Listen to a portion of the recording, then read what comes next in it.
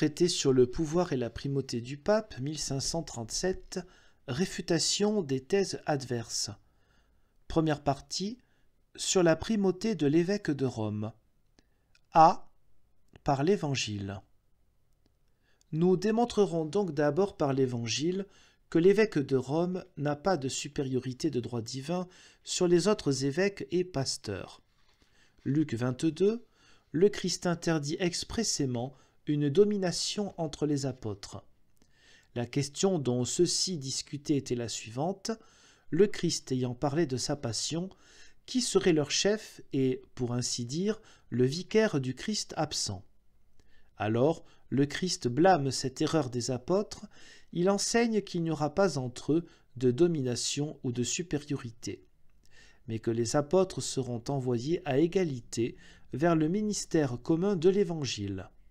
Il leur dit donc: les rois des nations dominent sur elles, mais pour vous, il n'en est pas ainsi. Quiconque voudra être le premier parmi vous sera votre serviteur. Cette antithèse montre qu'il réprouve la domination. C'est le même enseignement que donne cette parabole. Dans la même discussion sur le royaume, Matthieu 18, le Christ place au milieu d'eux un enfant, signifiant ainsi qu'il n'y aura pas de prééminence parmi les ministres, de même qu'un enfant ne s'attribue ni n'ambitionne nulle prééminence. Jean 20, le Christ envoie pareillement les apôtres sans discussion en disant: « Comme le Père m'a envoyé, ainsi moi aussi je vous envoie. » Il dit qu'il envoie chacun de la même manière que lui-même a été envoyé. Il n'attribue donc à nul d'entre eux une prérogative ou une domination sur les autres. Galates 2, Paul affirme clairement qu'il n'a été ni ordonné ni confirmé par Pierre. Il ne lui reconnaît nulle qualité pour qu'on lui demande confirmation. Il se bat expressément sur ce point: sa vocation ne dépend pas de l'autorité de Pierre. Or, si Pierre était supérieur de droit divin, il devait le reconnaître pour tel. C'est pour cela, dit Paul, que, sans consulter Pierre, il a aussitôt enseigné l'Évangile.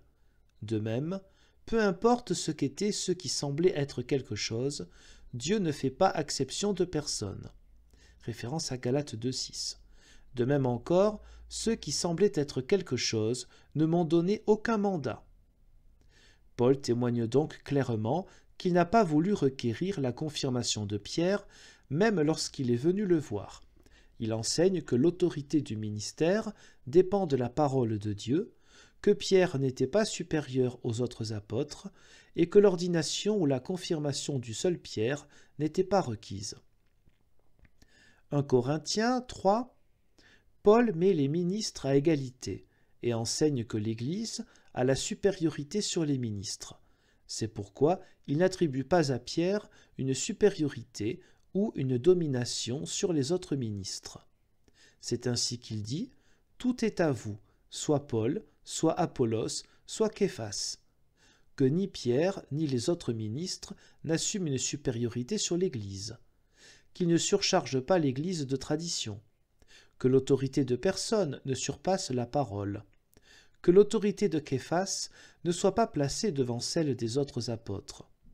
Il s'exprime comme si l'on avait employé à cette époque l'argument « Képhas, apôtre supérieur, s'en tient à ceci, donc Paul et les autres doivent s'en tenir à lui. » Paul dénie ce privilège à Pierre et nie que son autorité doive prendre le pas sur celle des autres ou de l'Église. Première lettre de Pierre, chapitre 5, « Personne ne doit dominer dans le clergé. »